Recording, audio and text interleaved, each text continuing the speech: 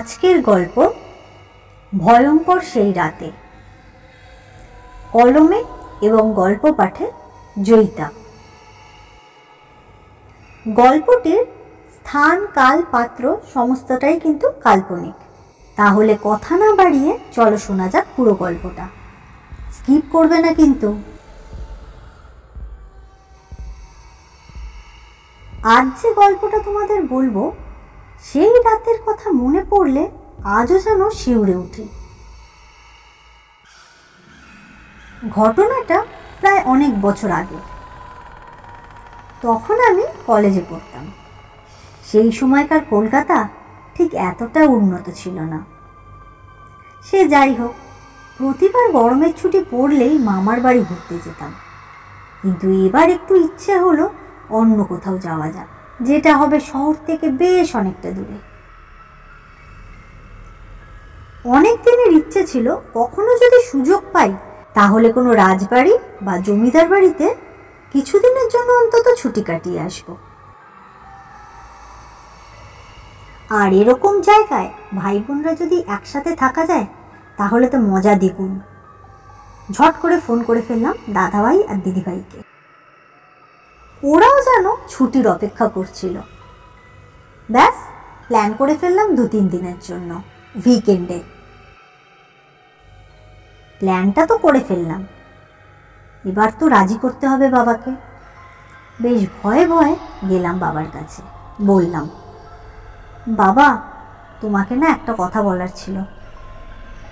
বাবা বললেন, হ্যাঁ বল না, কি হয়েছে? টাকা চাই?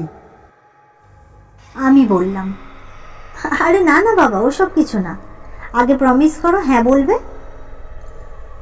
আমার বাবা আমাকে যেমন ভালোবাসতো তেমনই বিশ্বাস করত।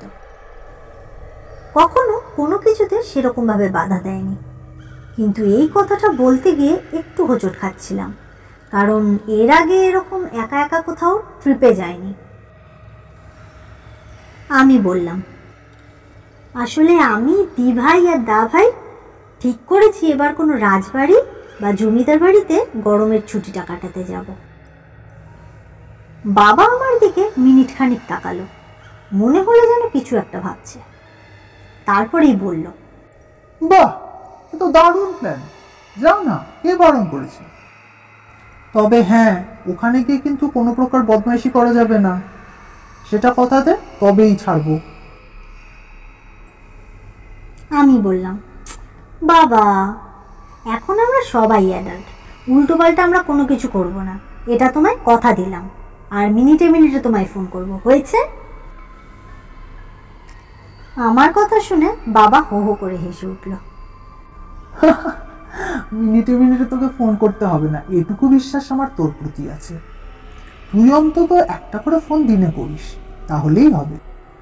তাহলে বল, কবে যাচ্ছিস, কোথায় যাচ্ছিস, কিছু ঠিক করলি কি তোরা?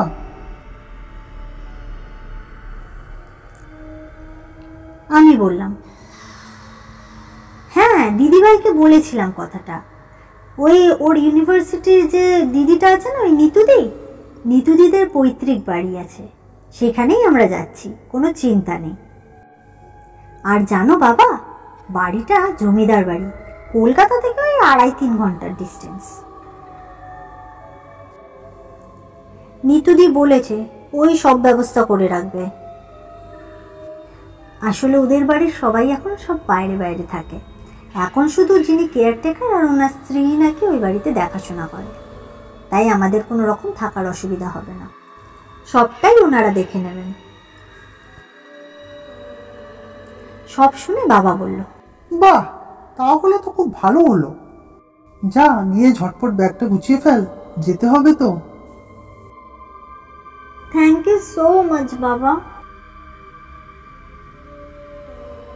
সপ্তাহখানেক পরই আমরা বেরিয়ে পড়লাম ভাই বোনরা মিলে।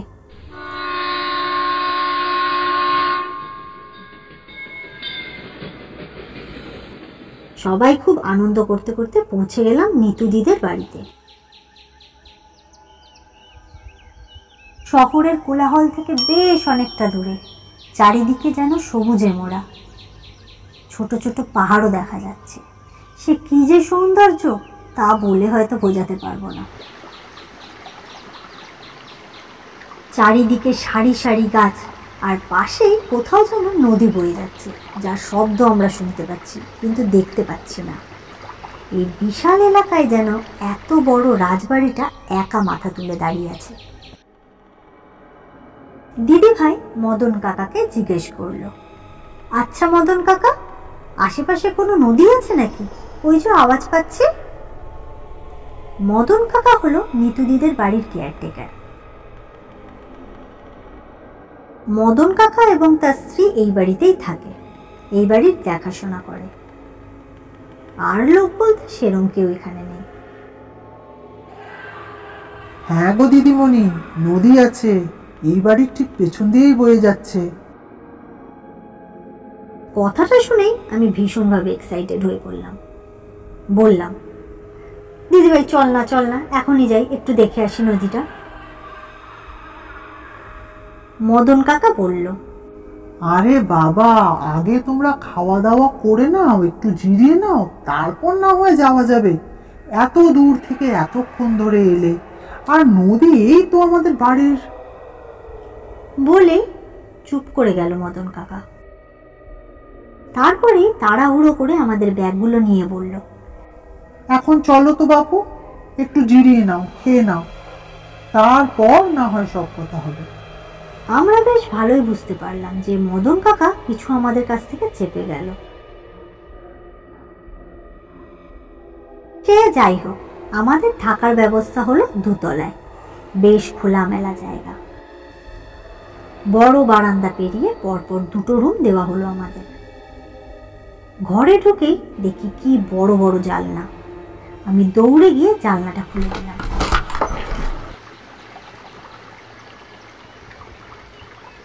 তারপর যা দেখলাম তা দেখে যেন মনটা জুড়িয়ে গেল। সেই যে নদীর কথা বললাম, জানলা খুললে সামনে দেখা যাচ্ছে, কি সুন্দরভাবে বয়ে যাচ্ছে। শুধু কি আর নদী, দূরে কত পাহাড়ও দেখা যাচ্ছে। সে কি যে সুন্দর পরিবেশ, কি বলবো তোমাদের। এরপর আমরা স্নান টান করে নিচে চলে এলাম খেতে। অনেকটা বেলা হয়ে গেছিল। খাওয়ার টেবিলে বসে দাদাভাই জিজ্ঞাসা করলো, কি রে, খেয়ে দে নদীটা দেখতে যাবি নাকি? দিদি ভাই বলল, যাব না মানে, খাওয়া হয়ে যাক তারপরেই যাব। কি বলিস? খেতে খেতে দাদাভাই মদন কাকাকে জিজ্ঞেস করলো, আচ্ছা মদন কাকা, ওই নদীটার রাস্তা কোন দিক দিয়ে গো? কিভাবে যাব আমরা? মদন কাকা বলল, ওই নদীর কাছে যেতে গেলে বাইরে থেকে তোমাদের রিক্সা নিতে হবে। সে ধরো মিনিট 5-10-এর রাস্তা, ঘুরে ঘুরে যায় সেই বই কি। তাছাড়াও আমাদের বাড়ির নিচেই একটা দরজা আছে, যেখান দিয়ে খুব সহজেই ওই নদীর কাছে যাওয়া যায়। কিন্তু বলে আবার মদন কাকা কেমন আমতা আমতা করতে লাগলো। এবার দাদাভাই বলল, কি হলো বলো তো, কোনো সমস্যা আছে নাকি? তখন থেকে দেখছি ওই নদীর কথা বলতে গিয়ে তুমি বারবার চুপ করে যাচ্ছ। কি হয়েছে, ঘটনাটা খুলে বলো তো। এবার মদন কাকা বলল, আরে না না দাদাবাবু, ঠিক সমস্যা নয়, তবে। দাদাভাই বলল, আরে মদন কাকা, তুমি যদি নাই বলো কি হয়েছে, তাহলে আমরা বুঝবো কি করে বলো তো। মদন কাকা বলল, আসলে কি বলো তো দাদাবাবু, ওটা এই বাড়িরই আরেকটা ভাগ, যেটা অনেক বছর হলো খোলা হয় না। দাদাভাই বলল, ওহ, এই ব্যাপার, তা কি হয়েছে? এই দুদিনের জন্য একটু খুলেই দাও না, আমরা তো দুদিন বাদে চলেই যাব। মদন কাকা বলল, না মানে দাদাবাবু, ওটা তো বড়বাবুর অংশ। দাদাভাই লক্ষ্য করলো মদন কাকা বেশ ভয় পাচ্ছে দরজাটা খুলতে। দাদাভাই মদন কাকার কাছে গিয়ে বলল, মদন কাকা, ভয় পেতে হবে না, আমরা কাউকে কিচ্ছু বলবো না, তোমার চিন্তা নেই। ওই দরজার চাবি নিশ্চয়ই তোমার কাছে আছে। মদন কাকা, হ্যাঁ, সে আছে দাদাবাবু, তবে একটা কথা বলবো, ওখানে কিন্তু বেশিক্ষণ থাকা যাবে না।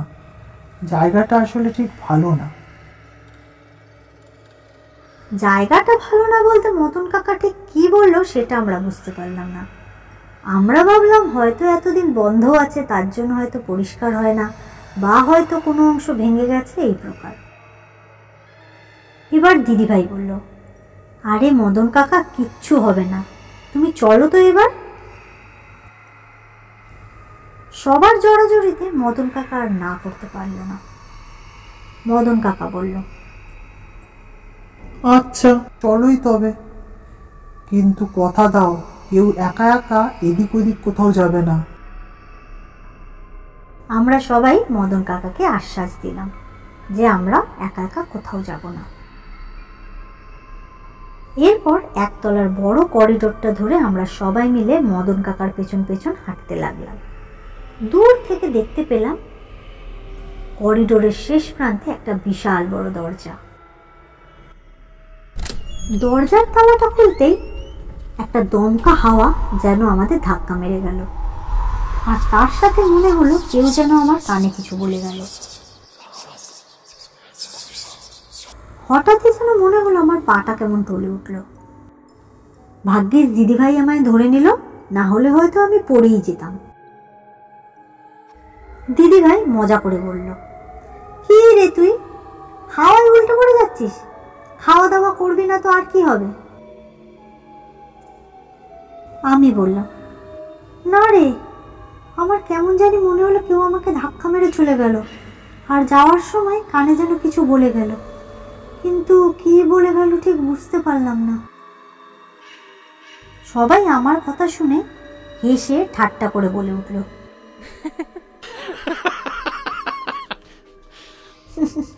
ভূতে ঠেলে গেছে তোকে, নে তো চ এবার।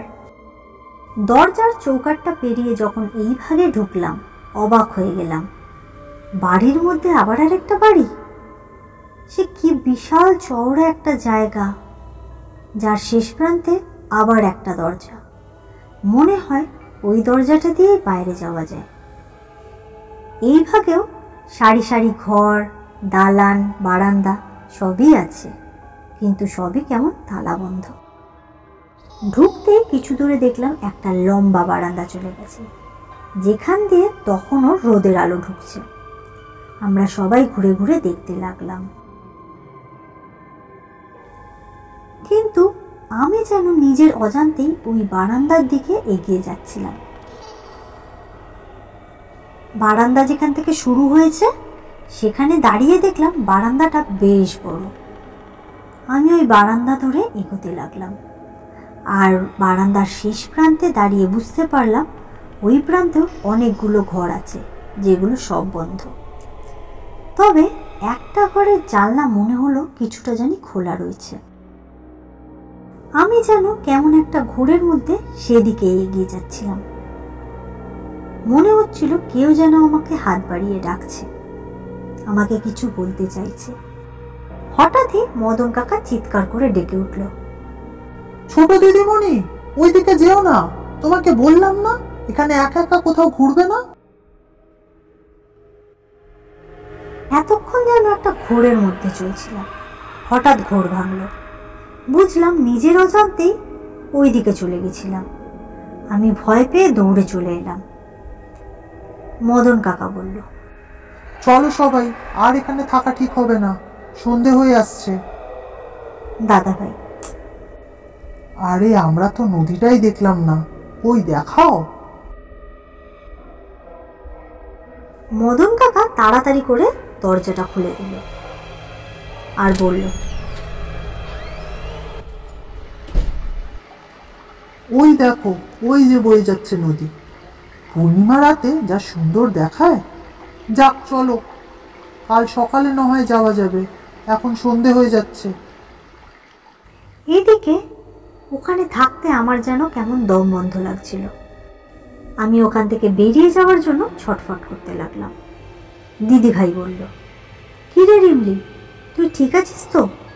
এরম করছিস কেন? শরীর খারাপ লাগছে নাকি? আমি বললাম, হ্যাঁ রে, আমার শরীরটা কেমন জানি একটা লাগছে।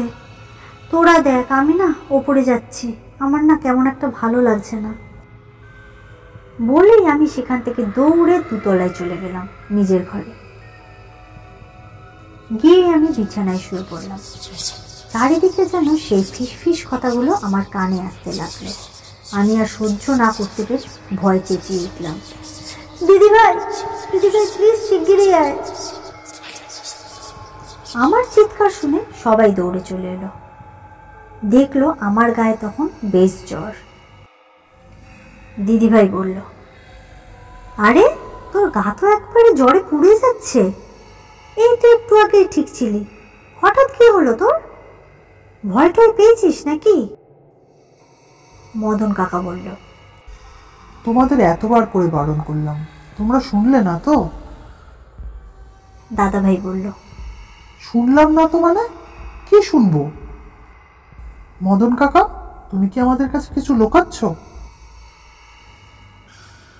কিছুক্ষণ চুপ থেকে মদন কাকা বলল, তোমাদের বোনের ওপর ওর নজর পড়েছে, তবে চিন্তা করো না, ও কারুর ক্ষতি করে না। দিদিভাই বলল, নজর পড়েছে মানে? কি কি কি বলতে চাইছো তুমি? কার নজর পড়েছে? মদন কাকা বলল, তানি দিদিমণি গো। দিদিভাই বলল, মানে? মদন কাকা বলল, তানি দিদিমণি হলো নিতু দিদিমণি জ্যাঠার বড় মেয়ে, মানে আমাদের বড়বাবুর মেয়ে। এরকমই এক পূর্ণিমা রাতে সে হঠাৎই আত্মহত্যা করলো। তারপর থেকে এই দিকের ভাগটা প্রায় বন্ধই থাকে। সে কি মদন কাকা, কি বলছো এসব? আসার আগে তো নিতু আমাদের এসব কিছু বলেনি। এখানে নিতু দিদিমণির কোনো দোষ নেই। আসলে কি বলতো দিদিমণি, তানি দিদিমণি যখন মারা গেছে, নিতু দিদিমণি তখন প্রায় দুধের শিশু। নিতু দিদিমণি যেহেতু এই বাড়ির ছোট মেয়ে, তাই জন্য তানি দিদিমণির এই ঘটনা কেউ তাকে জানায়নি। সে শুধু জানে তার দিদি আর নেই।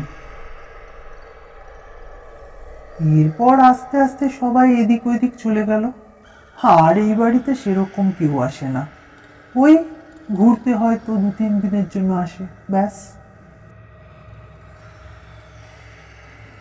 বলে মদন কাকা কিছু জ্বরের ওষুধ দিয়ে চলেই যাচ্ছিল, কিন্তু যাওয়ার আগে একটু দাঁড়ালো এবং বলে গেল, রাতটা একটু সাবধানে থেকো, আর রিংলি দিদিমণির কিন্তু খেয়াল রেখো। এরপর সবাই রাতে কোনো রকমে কিছু খেয়ে আমার কাছে থাকলো। সময় সময় আমাকে ওষুধ দিল, জলপট্টি দিল, কিন্তু আশ্চর্যের বিষয়, জ্বর আমার সেরকমভাবে কমছিল না। রাতে নদীর স্রোত যেন 10 গুণ বেড়ে গেছে।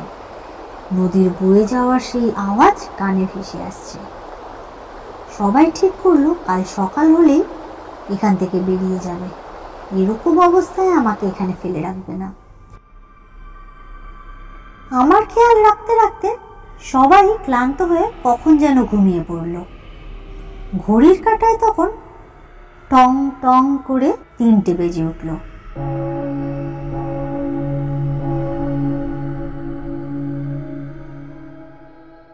হঠাৎই আমার ঘুম ভেঙে গেল।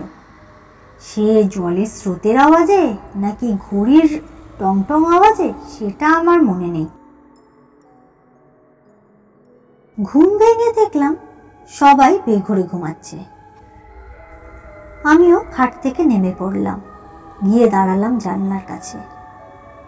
দেখলাম চারিদিকে চাঁদের আলোয় যেন ঝলমল করে উঠছে, আর সেই জ্যোৎস্না রাতে নদীটা যেন অপূর্ব সুন্দর লাগছে। কিছুক্ষণ পর খেয়াল করলাম কেউ যেন নদীর দিকে হেঁটে যাচ্ছে, কিন্তু এত রাতে এইভাবে কে নদীর কাছে যাচ্ছে? আমি ভালো করে দেখলাম পরনে তার লাল শাড়ি, একটা নতুন বউ যেমন সেজে থাকে ঠিক যেন সেরকম। কিন্তু হঠাৎই দেখলাম মেয়েটা নদীর দিকে হাঁটতে হাঁটতে জলের মধ্যে কেমন তলিয়ে গেল। দেখেই আমি ভয়ে চিৎকার করে উঠলাম এবং সঙ্গে সঙ্গে জ্ঞান হারালাম। এরপর আমার আর সেরকম কিছু মনে নেই। জ্ঞান ফিরতেই আমি বিছানার ওপর ধরপড় করে উঠে বসলাম আর বারবার বলতে লাগলাম, মেয়েটাকে বাঁচাও, মেয়েটাকে বাঁচাও, কালকে রাত্রিরে মেয়েটা জলের মধ্যে তলিয়ে গেল আর আমরা কাল কিছু করতে পারলাম না বলেই হাউ হাউ করে কাঁদতে লাগলাম আমি।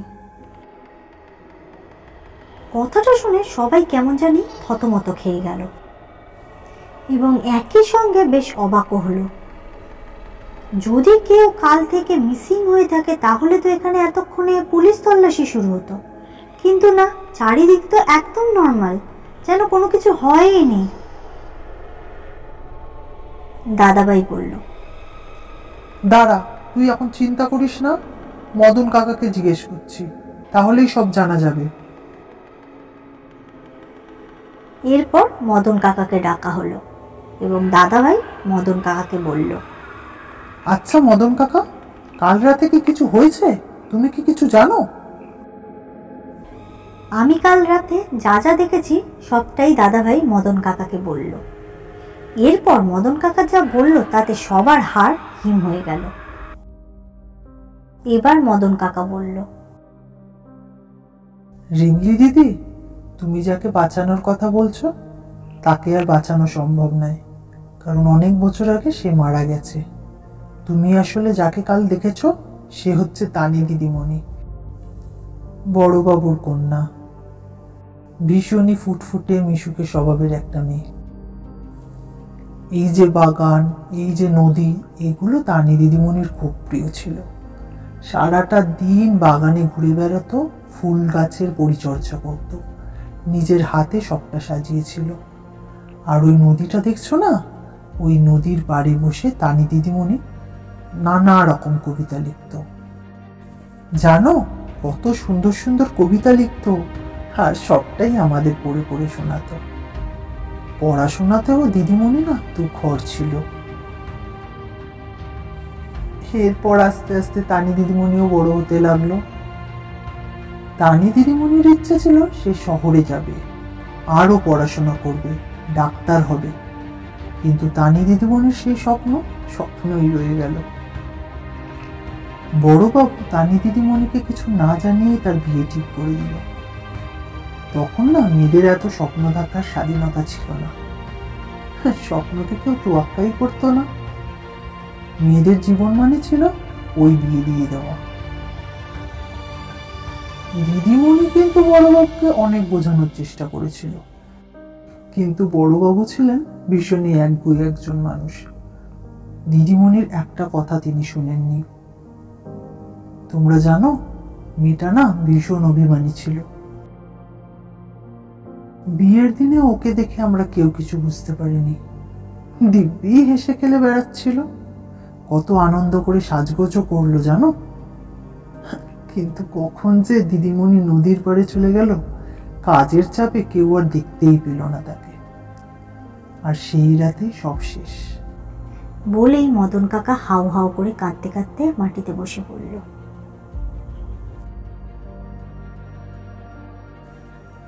এরকম ভাবেই হয়তো হাজারো মেয়ের স্বপ্ন ভাঙে, আর হয়তো নিজেদের কথা বারংবার জানান দেওয়ার জন্য এইভাবেই ফিরে আসে।